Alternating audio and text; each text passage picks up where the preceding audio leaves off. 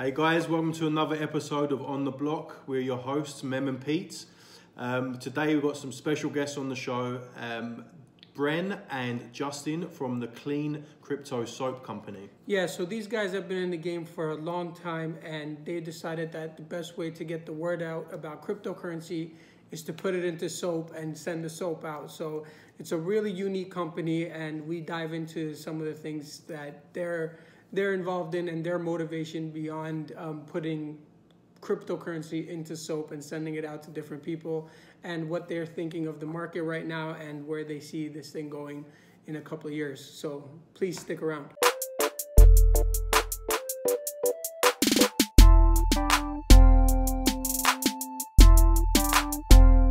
All right, sweet.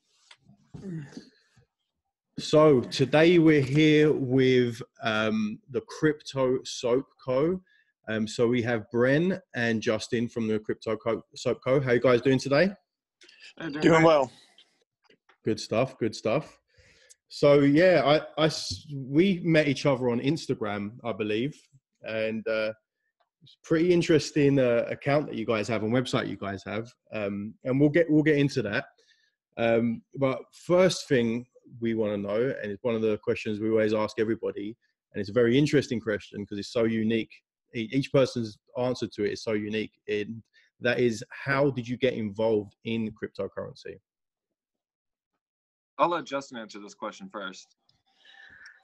Yeah, so initially I got into cryptocurrency through the dark web. In around 2013, I moved to a state that was less than favorable with their laws on some drugs and drug paraphernalia stuff. So I started using the dark web and started learning about the obviously house cryptocurrency that they were using, which was Bitcoin at the time. And I was like, wow, what is this? How does this work? It seemed so foreign to me at first. But then when I realized the benefits pretty quickly, I realized, wow, the government can't intervene with this and touch it. And this is, a completely immutable chain. And so I just wanted to know more very quickly. I just, my interest in, I would say, slight anarchism as a youth quickly led me to be interested in anything that was completely decentralized. Yeah. Sweet, man. That's a great way to start. Yeah, man. That's actually the first time I heard about it was because when I first found out about the dark web, and that in itself, the dark web in itself was just like, I was like, wow, like this is actually real. And then I learned about Bitcoin from that, but I didn't do enough research back then to truly understand it. And I didn't quite believe that it was going to be used in the real world. Up until, back in like 2015, 2014, when I actually realized what it was. But yeah, that's very interesting because that in itself, that it's decentralized and censorship resistant is like a huge, huge thing. How about you, Bren? How'd you get involved? Well, I lived in Hawaii at the time, and you didn't have to buy a bag of weed with Bitcoin. So I found out about Bitcoin because I was in college. It was like 2012. And I started reading articles or hearing about it in college. Like everyone's talking, oh, we heard about Bitcoin. It's worth $200 or $300, and it's like going up and blah blah blah. You can buy, party favors and other things with this cryptocurrency. And I was like, never heard of it. So like looked into it and got into it more. And by 2013, that's when I bought my first Bitcoin. It's back then. Wow. So you lived through the whole Mt. Gox and the last bear market then? Yes. But fortunately for me, I was too interested in girls and beer to be buying Bitcoin. So I didn't like rack up on a bunch of it. And I definitely didn't even go through the Mt. Gox route. So. But you have been watching it for a while now. And one of the things that, our listeners, we're trying to really get across to them is like Bitcoin market cycles happen, and this has happened before because there was a lot of new money, a lot of new people that came in right around that the peak at 2017, and now this is the first time that they're going through one of these market cycles when it's down 75%, 80%, 85%, from the all-time high. But you guys have experienced this. Yeah. Yeah, absolutely. I think this is probably the third time we've seen a drop that's greater than 60% or so. So it's it's something that happens. The crypto market reacts faster and I think harder than the normal market does. And I think that, that takes people off. Yeah. Definitely. Actually, before we continue, why don't you guys tell us where you're calling from now? You mentioned you were in Hawaii. Where are you now? I'm currently in Ohio. This is our manufacturing grounds for our soap products, so I'm currently overseeing production. Nice, man. And that is, I mean, we were just talking about this right before we came on, but Ohio has somehow become the crypto-friendly state, and they're taking Bitcoin for tax payments, which I don't know. I mean, that's very ironic to me. Well, they're smart, right? It's super ironic because the atmosphere on a social level is a lot more narrow, and everyone's very stuck in their ways. So to read that, and hear that they're very open to something new, it just blows Yeah, my I mind. know. It was mind blowing. I think that they got a Secretary of Treasury that was had a very long-term vision for that, and he's actually got quite a roadmap planned out for how Ohio is going to become the blockchain capital out in Columbus and such. So it's quite interesting. With some decent leadership, I think they can go a long way. You know what? I mean, if the states that, like the individual states, I don't mean states as the United States, and individual states just take the example of a Malta or the Cayman Islands or whatever, and just implement that into their own state, I think that's when you could start to see a lot of talent decide, hey, you know what, maybe we can go live in, Columbus, Ohio. Whereas, right now everyone would rather try to go live in Silicon Valley or, wherever in the West Coast. Obviously the weather is favorable, but there's also a lot of money and, opportunity there. Well, if this guy has a plan in place where he can become the crypto state, because Malta is trying to become the crypto island, then you can start to attract real talent. Yeah, definitely. They got to bring in the big money like they have on the West Coast. I think that's what, why the Silicon Valley is so favorable is because that's where all the top end sponsorship is. Yep. Yeah. 100%. So, Bren, what's your background? So my background is I'm an entrepreneur at heart. I've always been an entrepreneur. I mean, at 15, I wanted to be a fashion designer. I mean, I'm still not designing clothes, but I've tried so many different things. My real professional background comes through business.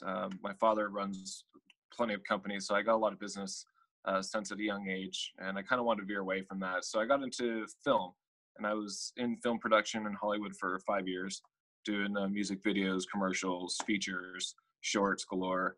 And then after that, I kind of got tired of all the politics involved in film, the underlying politics that nobody really sees or knows too much about. And I just didn't really see a place on the top of the Hollywood hill with my name on it. So I kind of had a career change, and I got involved in engineering and computers, because that's the future. No matter what anybody says, the computer's always going to be around, and learning about them and learning the language of computers is a valuable asset for anybody. And so that's my background, is entrepreneurialism, film, and now computer technology. Cool. And how about you, Justin? I have mostly a technology background. I went to school for computer engineer, ran a company for a couple years out in Texas, and then out here in Arizona. Do a little bit of software stuff. I play around with C++ and SQL, and recently been really trying to learn Go, because I feel like that's going to be a future language that's going to be used a lot on these projects. So yeah, mostly just technology stuff. Once I got into the crypto stuff, obviously cryptography has been extremely interesting to me, just reading its history and then how it's come to the point that it's at now, and then where it's going to go in the future. Those are the types of things that I really am interested in now. Cool. So have you kind of taken your hand and tried actually coding for Bitcoin or Ethereum or any one of these other ones? No, no, I haven't pulled any commits for any major projects like that. I played around with some stuff with Particle, which was a project that was really community sourced, and that's about it. What happened with that project? It's still ongoing right now. It's actually currently one of the cryptocurrencies that has the highest commits on GitHub. So it's still very, very active. It's the first time I've actually heard of it. Do they actually have a coin? Yeah. They have a coin called Part. It was the same developer crew from Shadow Coin, and they wanted to do more of a in the light type of project that would compete with like Classify, Webs, Craigster, eBay. In short, they pretty much want to be the Amazon marketplace for cryptocurrency. They want to host a bunch of tangible products that you're able to buy using their currency, their in-game, what I call in-game currency. Yeah. But, Cool. So let's talk about what you guys are doing now, because it's really interesting. The soap company.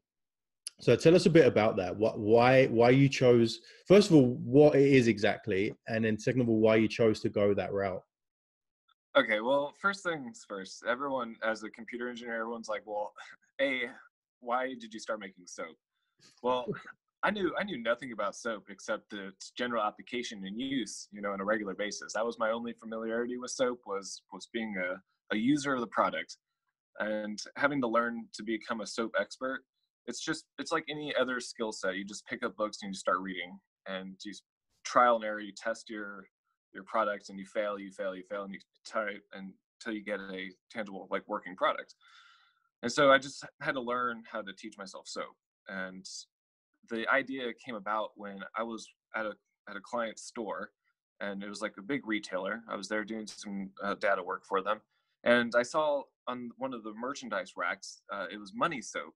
And I was like looking at the product, and I was like, oh wow, that's clever, that's cool. They are offering like $1 bill up to $50 inside this green, money soap. And so I just kind of thought it was cool, didn't think anything of it.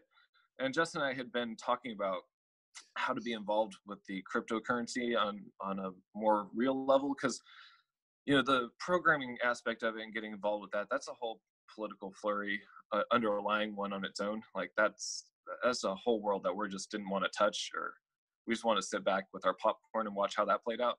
But we were trying to figure out how to get involved in another way. And that idea of seeing that money soap had clicked, and I was like, oh well, why don't we just put cryptocurrency inside soap?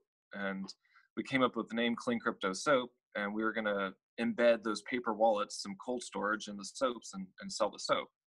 So that's how that idea came about, was us wanting to contribute to new users who didn't really know about cryptocurrency or how to get involved. And I'm not a fan of Coinbase. I never tell anybody to go to Coinbase. And I wanted there to be an alternative source to going to Coinbase to getting cryptocurrency. So I thought this was like a foolproof 101 user entry level on how to get cryptocurrency. I mean, we're all showering anyways, hopefully on a weekly basis. So by putting in the soap, it just makes it fun, because you get a tangible aspect of it. Because that's the one thing about cryptocurrency when I talk to new people about it, is the lack of a tangible aspect to cryptocurrency. And by putting in the soap, I feel like it gives people a talking point while having a tangible feel to it. They actually get to hold it, see it, use it, touch it, and engage with it on a more personal level. Yeah, that's amazing, guys. Yeah, they get to rub it all over their body, so I don't know what's more personal than that. That's right. Crypto Nothing.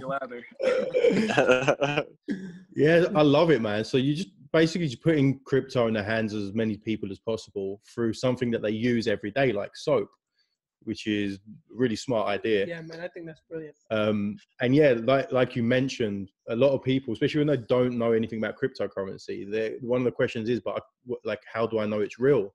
Like how like it's just numbers on the screen. Where with the crypto side, you can be like, oh, actually, here it is in a paper wallet. You can then transfer that to wherever you want. You want to send it to somebody, you want to cash it out. You know, it's something tangible and digital at the same time, which is really cool.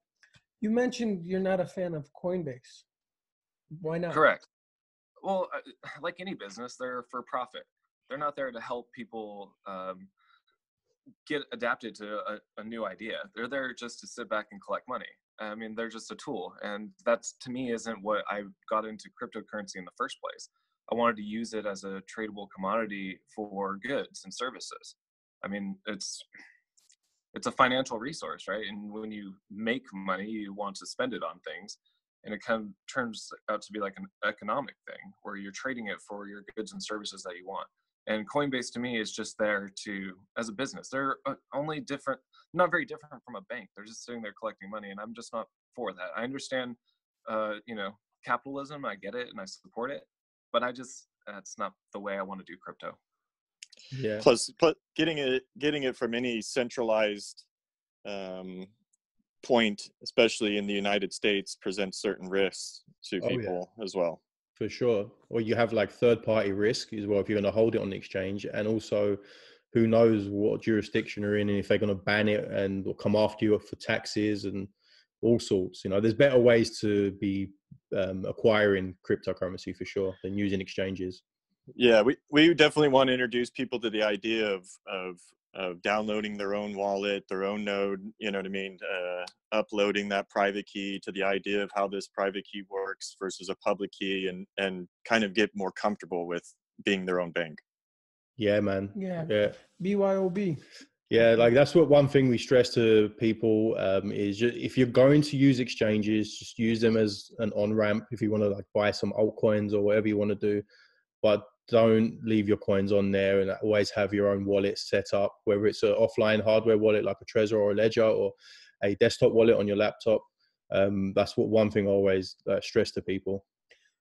What did you guys think of the whole situation where, right around the time where a lot of people were coming into the space and opening up a Coinbase account, just like around this time last year, there was the whole Bitcoin Cash fork.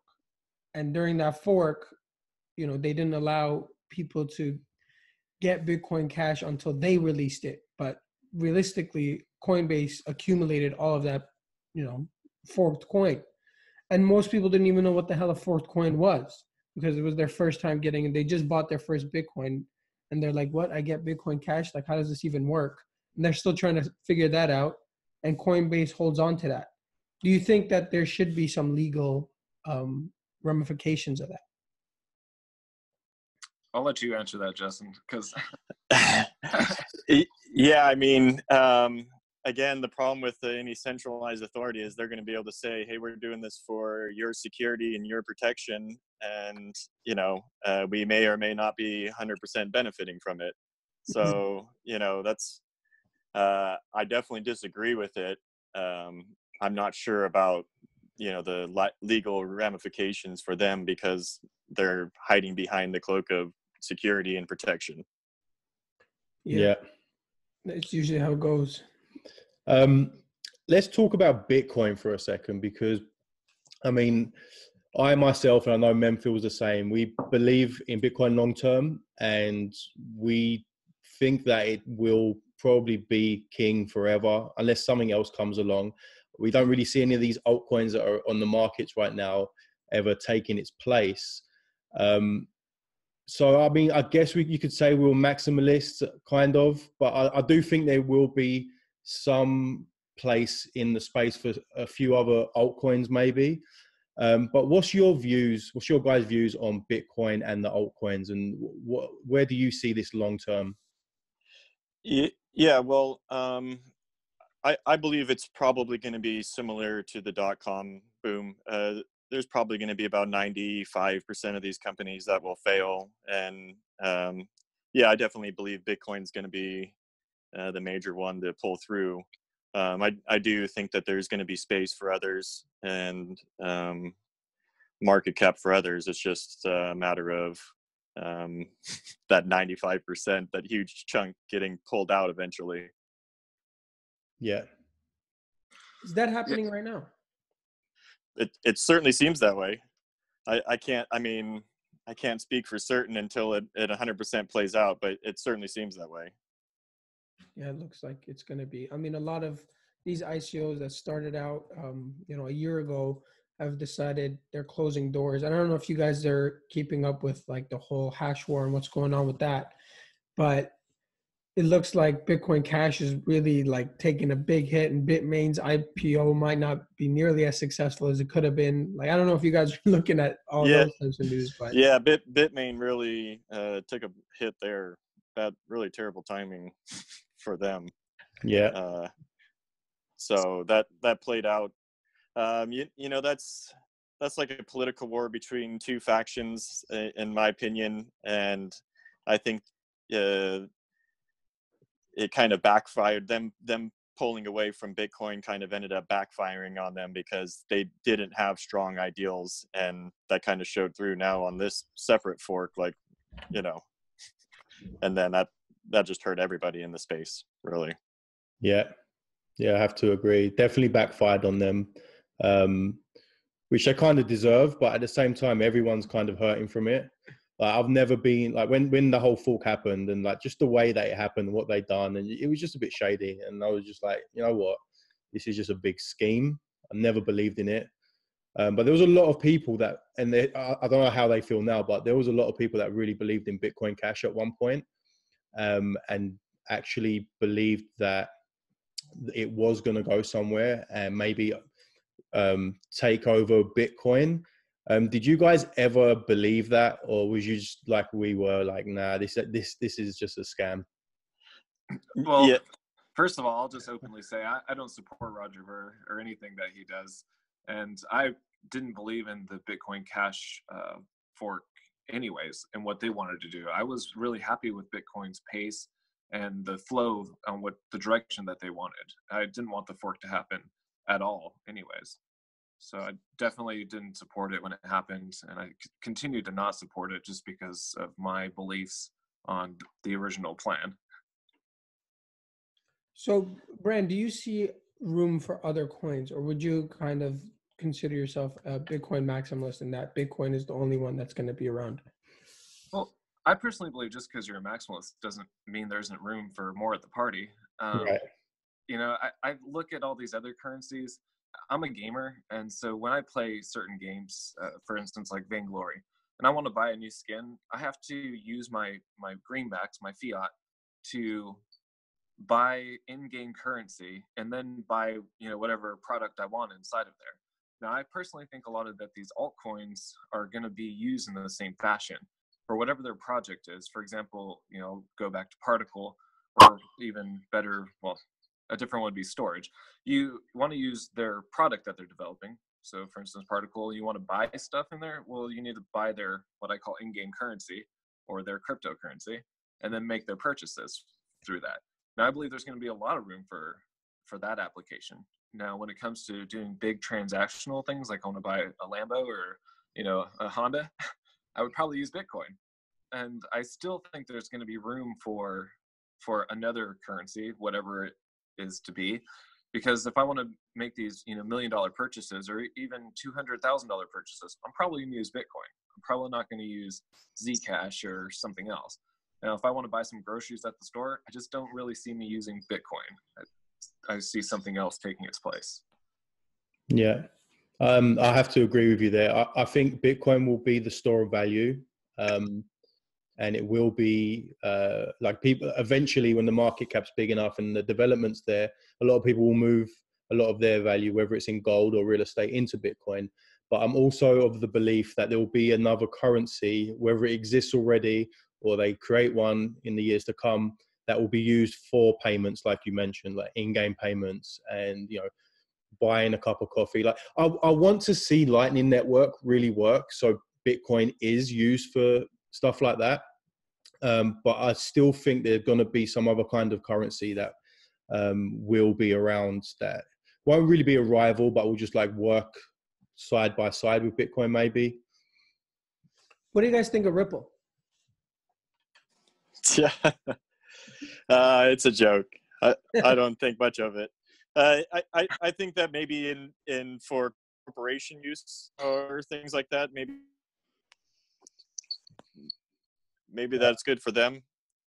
But as far, it's not even a real cryptocurrency. There's no open source software as far as I'm concerned. It's it's not even in the same ecosphere that we're in.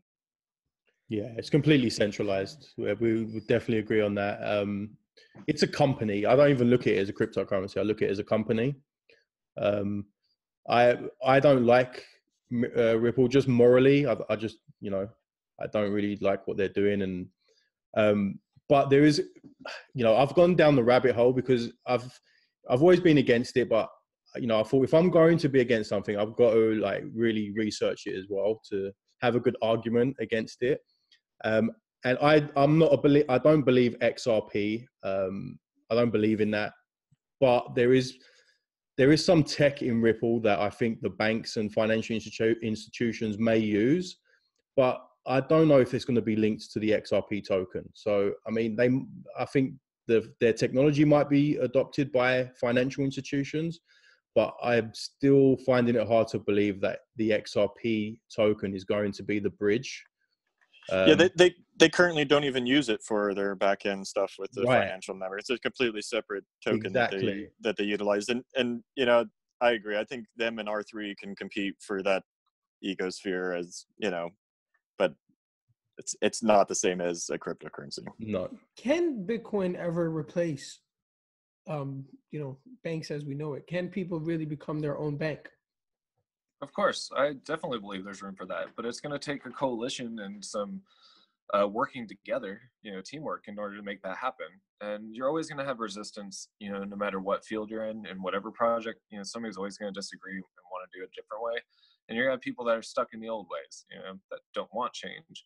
But if we work together, as a community and collectively push forward with application of it, I absolutely believe one day it could take that place. Yeah. Go ahead, Justin. You was going to say something. Yeah, I believe that there's going to require a certain amount of because for quicker payments and such, such as the Lightning Network, that requires a certain amount of trust in mining and other things, which kind of ex-nays on the long-term hold of store of value. So I'm really torn on that, to be honest. Why? What do you mean you're torn on it? Why are you torn? Well, because to be truly decentralized, for example, on the Lightning Network, you'd have to download if you're not on for a certain period of time, and then you jump on to do some transactions or whatever, you have to download the transaction base from someone else.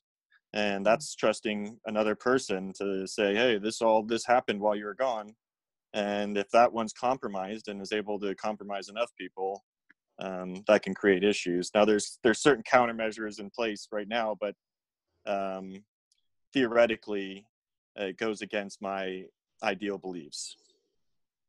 Yeah, no, it makes sense. Is what you're mentioning, would that be considered a 51 attack? Like a 51% attack, something that we're seeing all over the news nowadays? No, that wouldn't be the same thing. That 51% attack would be taking over the hash power. This would be compromising the chain via a single host being utilized to download to others. Yeah, and so that would be with Litecoin, Lightning Network, or the Lightning Network. Eventually, yeah. There's certain countermeasures in place, but there will be a time soon where they're going to have to make decisions on how trustless their nature is. Mm. Yeah, because if I'm not mistaken, the transactions are done off chain. Is that correct? That's correct. Yes. Right. And then all uploaded to the chain. And if you're not on for that, then you're trusting someone else to say that that's what happened. Right. I see. Your node isn't broadcasting and up and aware of everything going on. So do you think there will be a better solution than the Lightning Network?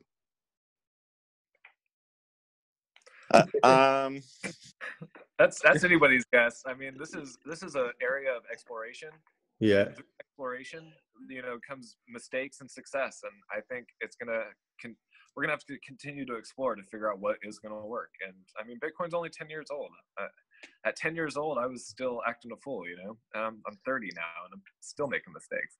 So I just think it's going to take some maturity and us to grow for us to figure that out. So it's anybody's guess.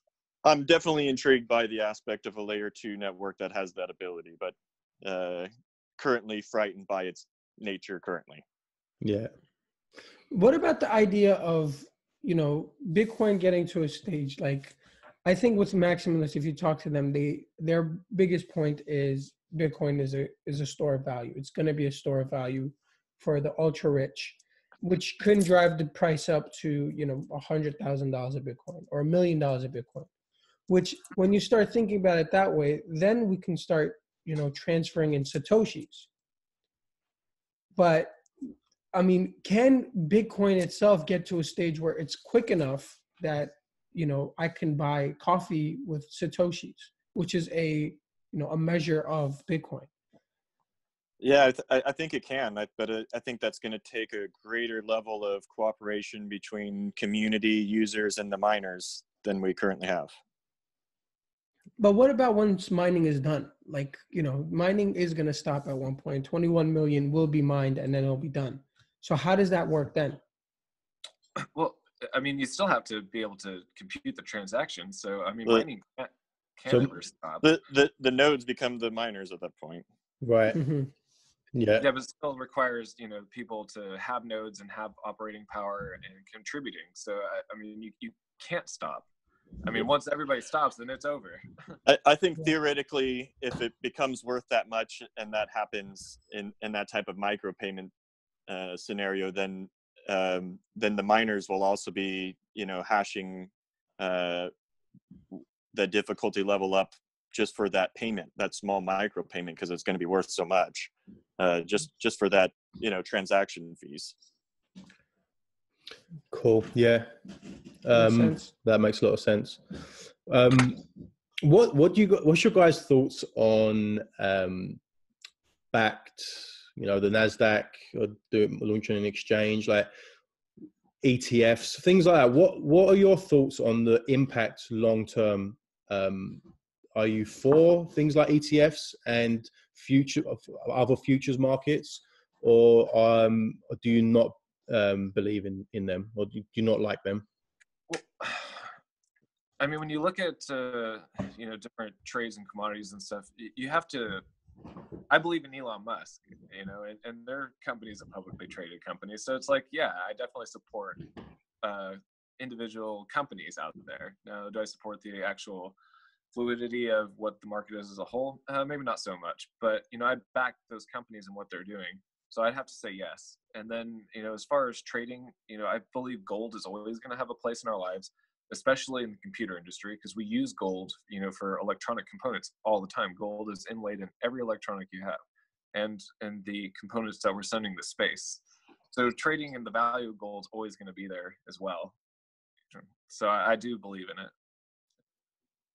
Yeah, I wouldn't mind. I think it'll help contribute to the liquidity of the market, and even if it goes wrong, help. I think it's healthy shakeups. Right. Yeah. And what do you guys think of what's going on with the market, like right this instant, with all of the, the red that we've been seeing for the past, God, I forget how long now. I think it's healthy. I think it was badly needed, and it's going to, like I was saying earlier, I'm hoping that it helps shake out some of the bad apples in the tree, and the ones that are actually contributing with a product will thrive in the next market cycle. Yeah, definitely have to agree there. When you look at the run up last year from, people pretty much 20 times their Bitcoin last year. Do you think do you think a lot of that was manipulation, or was it purely retail money and FOMO that drove that to that price?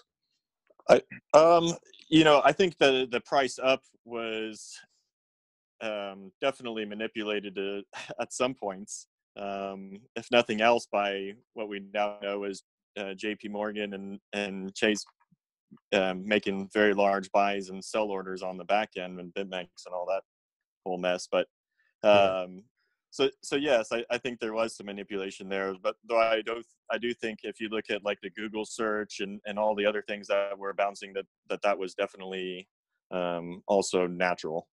Yeah. I looked at the Google trends of like this time last year, and it's like insane compared to now. People searching for crypto, the only thing people are really searching on Google trends right now is BitMEX. And so that kind of shows you like the sentiment of the market at the moment. But yeah, I mean, what I'm not really that experienced in bear markets. Like I was watching the Bitcoin bear market last time, but I wasn't involved. I didn't have any coins, so I didn't watch it that closely. But you guys saw that, and do you see a lot of similarities to the last bear market and this one? I would say yeah. I mean, it's on a different level, but yes, the similarities are astoundingly the same if you take a step back and actually look at it in a bigger picture. Yes. Well, I think the one difference, and you guys would actually maybe know more than me on this, but there was no altcoins in those other ones, right? So now it's like a question of, well, what the hell is going to happen with this other 3,000 things that are here, and not just Bitcoin? Because I think anyone that's in the space understands that Bitcoin is going to rebound and it's going to go back up. And maybe a few coins along with it, some of the larger market caps, maybe top 5 ones or maybe top 20s. But, last time that this happened, there wasn't this other, 3,000, 4,000 other coins. So like what happens now? Do people still put their money into that? Is that even going to be an option? Yeah, I think the market dominance is going to steadily gain. I mean, it already really has, even as it's gone down. If you look at, from the last couple months, even the last 6 months, it's gained in market dominance. So I think that's a trend that's going to continue. And I think that's going to, like I said, shake out some of these other coins without a product that have nothing to show. But the money's going to go where they see a product after a bear market. Yeah. I think we'll see a few more like alt coin seasons or alt pumps, but I think eventually, once the development of Bitcoin has reached a certain point, they're going to be like penny stocks, right? Like you said, like just like the .com bubble. But yeah, myself, I think we'll see another couple of years of pumps. Maybe not as crazy as we saw last year, and not as many pumping. But yeah, man, like to be honest, most of these projects, these other altcoins, no one's using them for their utility. They're just buying them because they're going up in value. Like no one gives a shit about the app or their platform that they're launching. They buy it when it's going up, and guess what? When Bitcoin dumps, they're selling their altcoin bags back into Bitcoin or into fiat. So it really showed me that no one's really using the rest of this shit. I would say, that 95% that's going to get wiped off the board, you're 100% correct. There is other coins out there that do have a purpose. I mean, for example, storage. If you want to do cloud storage and store your data, on a decentralized network, that's the way to do it. You buy your storage coin, you use that, that in-game currency type of thing, and you're buying into it and you're paying for the service with storage. And those are the ones that are going to stick around. The other ones, you're right. Like most people are just buying based off of, face value on the market. They see it go up, they want to buy, they want to be in. And then when they lose their ass, they sell back to the, to vicious circle. Yeah. But I think a lot of people that are maybe a little bit more wise and looking into the back end of the project are supporting projects that have meaning. Yeah. Like storage, for example. Yeah, I agree. What do you guys think of a coin like Monero, like I can't even say the word. Anonymous. And like anonymous coin. Because I do see like a place for it, definitely. But I mean, there's there's different ones now. Like I believe Zcash is like a competitor of Monero. They're trying to be like an anonymous coin. What do you guys think of those type of coins? Do you think one will have its place at least? Well, Justin, I'll let you say it next. But let me just say this. I don't masturbate in public. I masturbate privately. So I like to have an option of anonymity, and so I do think there's a place for that. Yeah. Good. Yeah, I think there's going to be a more niche market for it, because I think having that type of security level requires a certain level of commitment that's probably never going to gain mass adoption. But I definitely think there's going to be a niche for it, such as dark web and other places where you'd want a more privacy-based coin. And what do you say to those people that are going to argue against that and be like, look, a thing like Monero exists. It's all about it's all about money laundering. It's terrorists using this thing. It doesn't have any actual value. Like, what do you say to those people? I would say take a look at how many banks are currently transferring money for terrorists before you ever worry about a privacy coin that's, it's so small shit that it doesn't even matter. Yeah. Yeah, that's absolutely. Fair enough, man. Just lead them to a couple of articles about HSBC and what they've done in the last year. Yeah. Correct. Yep. Another interesting thing that I'm not a fan of are stable coins. And they're popping up left, right, and center now. What's your thoughts on stable coins? Do you think they're necessary? Like why not just put your money into fiat? It's stable. Like the American dollar is not going to collapse overnight. Why would you risk third-party risk and all this other stuff to put money into a stable coin? What are your thoughts on stable coins? I wouldn't hedge against or hedge using any stable coins, but if let's say I was a day trader and I was trading against ARBs and swings all day, I think there's a place for that. But besides that, that's probably it. Yeah, I have to agree with that. Like I that's the only time I'll ever use them is if I'm like trading the BTC against the US dollar or something, just like short-term thing. I'll go in and out of them, but apart from that, people shouldn't be holding their money. What do you think of a company like Tether for the ecosystem? I mean, that's like the longest standing stable coin. It's like the first one, right? It's the longest standing one. What do you think of Tether?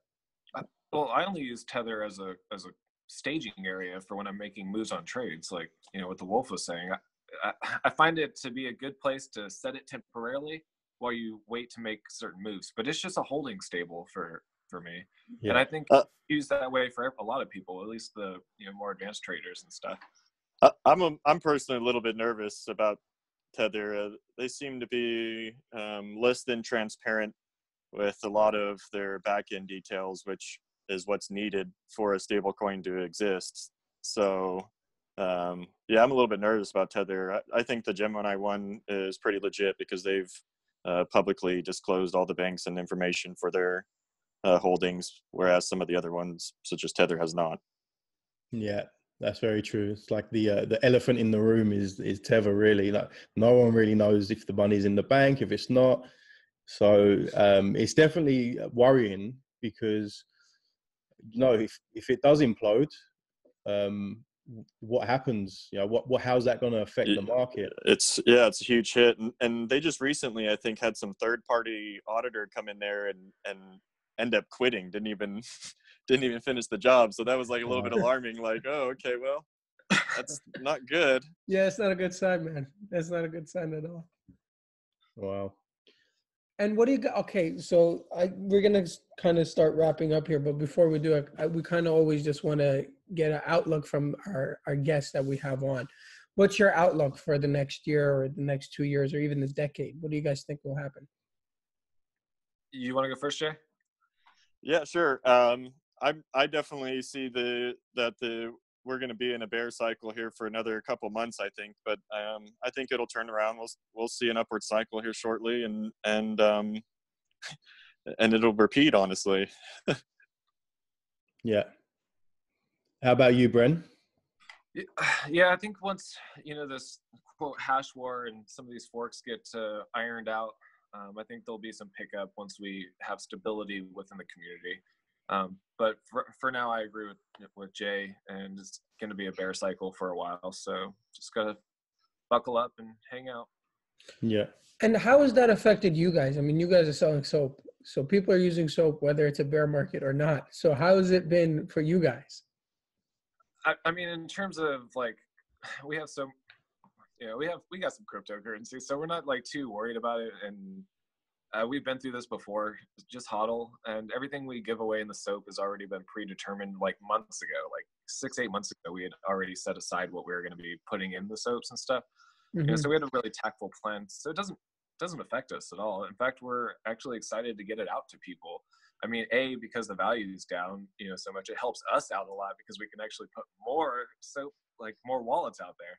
Right. I don't have to give somebody, like 10 sats and be like, oh, this is all you get. I can actually fill these wallets a little bit more. So it's nice. I kind of like it being down on a business perspective.